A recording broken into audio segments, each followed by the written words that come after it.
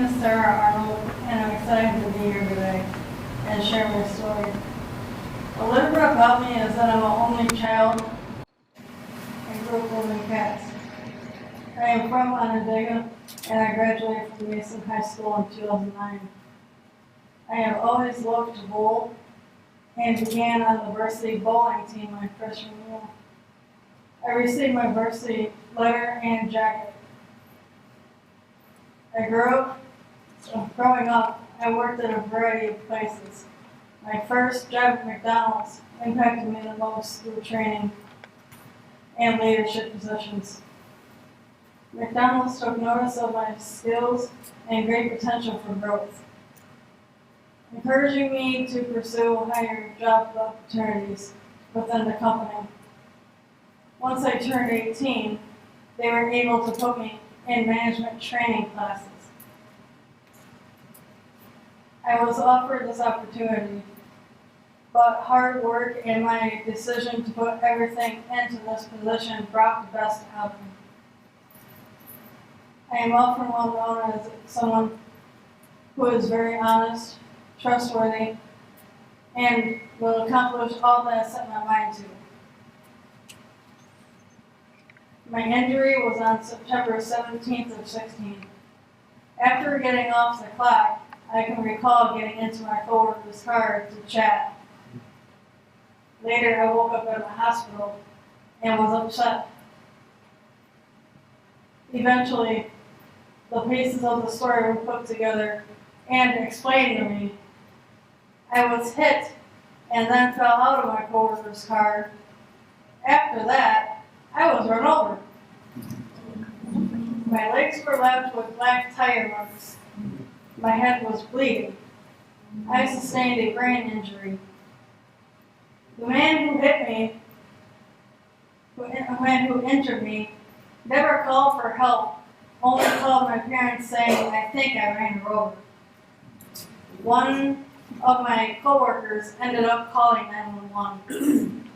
It is tough not knowing exactly what happened that night, but I am so thankful that I don't remember. I would definitely be haunted. When I woke up in the hospital, I was obviously very confused and wondered why I was there.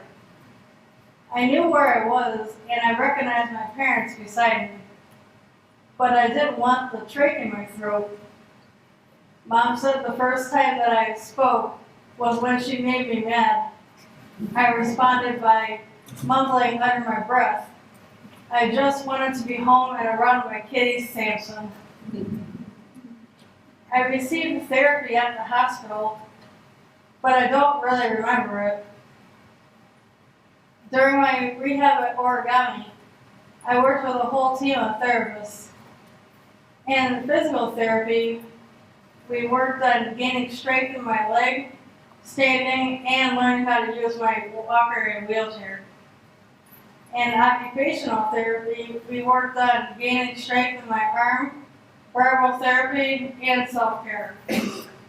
In speech therapy, we worked on memory, skills, and social relationships. In recreational therapy, we worked on going back into the community by riding horses, going to the therapy pool, the cat cafe, and even had a tour of the big house. Go Blue! We worked on building new friendships, using my walker in the community more often, and doing things I enjoy bring me more motivation to face challenging goals. In psychology, I worked on learning more about my injury and coping through the changes I experienced. My time at Origami started near a rehab building, which is part of the residential program. My family always came to visit, and eventually I would visit home on weekends too. Another year went by, and I transitioned to the assisted living home, where I could work on higher level skills on independence in my therapies. Oh, there's your song. I was there for 4 years. Now I am at Origami for a day treatment during the week. I have to say, I am really proud and super happy that I am now living back at home with my family after a total of 5 years.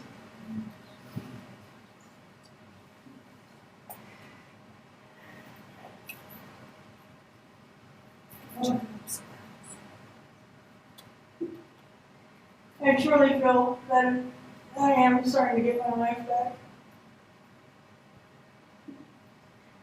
Outside of therapy, I have continued to receive Botox injections every 3 months to help reduce muscle spasms.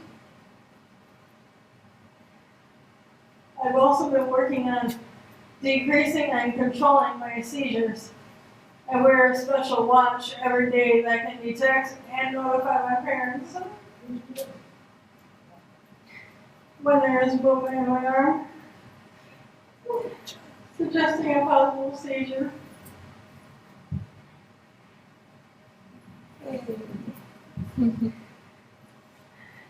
After all this time, I now have awareness when a seizure is coming on. I am still encouraged to get back to some things I used to do, even though at times I am disappointed and frustrated. Currently, I can't drive because of seizures.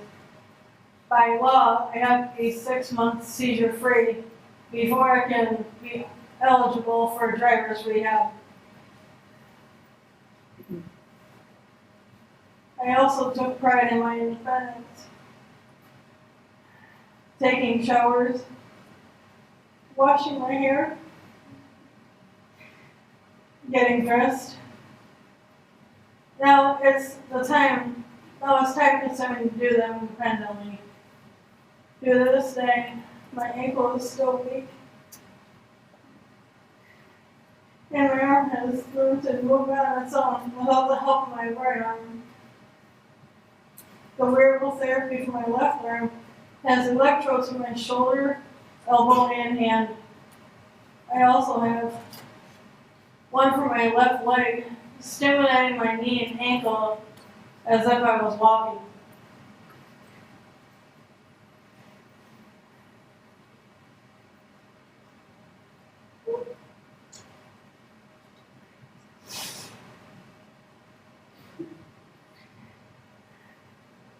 Some days I really miss the life I had before my injury. The jobs, friends, recreation, and my own freedom to do what I want, when I want. Hear you.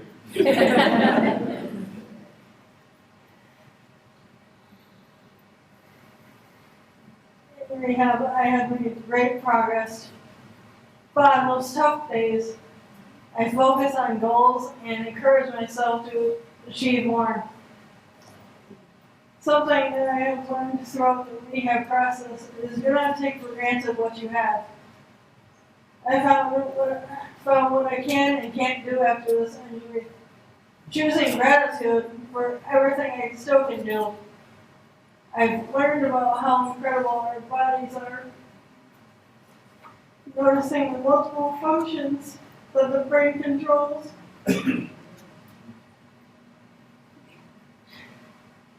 This injury to the right side of my brain caused difficulty, so on the left side of my body, I have learned of my dedication and motivation for managing my continued obstacles.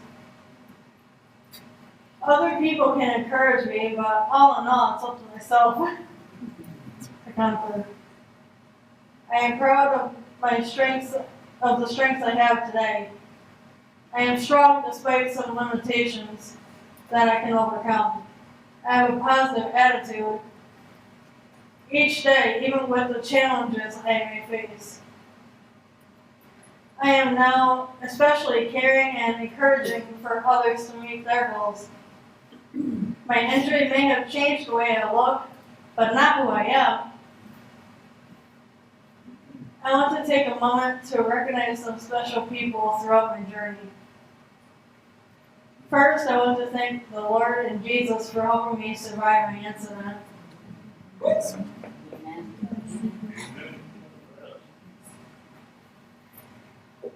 I definitely want to acknowledge my parents, Ray and Nancy, who are by my side every day. Spending time with you both and the kiddies really gave me comfort and peace.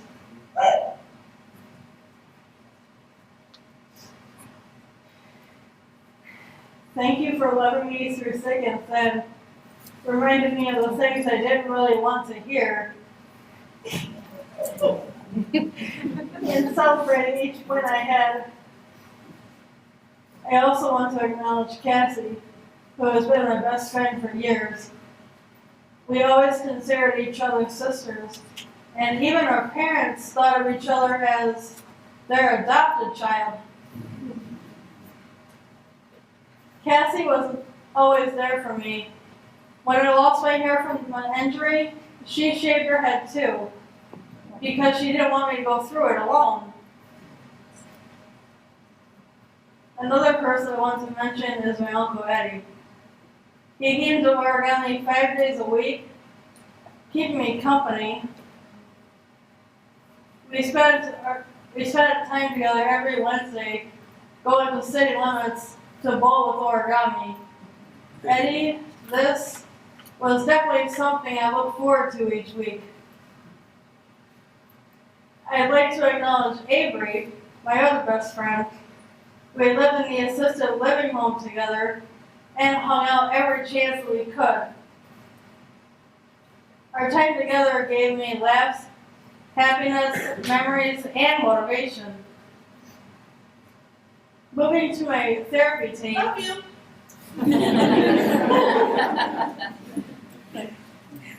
Well, moving to my therapy team that has treated me over the past 5 years, thank you. My OTs, Jessica and Colette. My BT, Mariah. By the way, fun fact, we realized that we graduated the same year, myself from Mason and her from Eaton Rapids. My speech therapist, Julianne. My recreational therapist, Carly. My psychologist, Sarah. And my care coordinator, Mike. And lastly, Tracy, who sees me for day treatment. Thank you, especially for putting up with my attitude. Thank you to Lindsay, Carly, Chloe, and Jade, who helped to guide me and prepare for this speech. Lastly, I want to thank everyone who recommended me to participate in tonight's event. I was never alone throughout this process, and it pushed me out of my comfort zone. Never give up on yourself. This is how I made it to where I am today. And I am rooting for you to achieve your goals. In my day treatment program, I have been working on a project to share with each of you. I want you to have a reminder of this special event and the gratitude and hope you may feel within this space. I have completed a woodshop project of creating keychains to give each of you. One side states, Evening of Reflections 2022. The other side has one of these encouraging statements. I am beyond blessed. I invite gratitude into my heart. I see the light of hope everywhere. I believe I will be great. Take one and place it on your keys, lunchbox, or somewhere you can be reminded of our evening together. Go conquer your goals. believe in yourself, and be encouraging to those who surround you. Thank you.